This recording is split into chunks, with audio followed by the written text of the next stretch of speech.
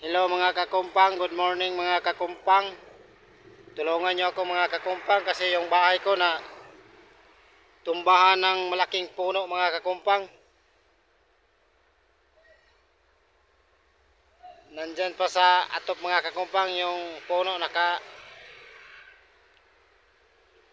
nakatumba pa sa bahay ko mga kakumpang. Tingnan nyo mga kakumpang, pakikita ko sa inyo yung bahay ko na tumbahan ng malaking puno.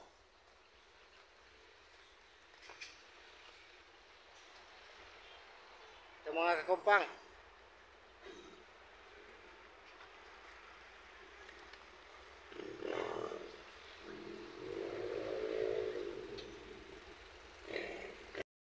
Natumba na siya kanina mga kakumpang kasi malakas yung hangin dito kanina mga kakumpang.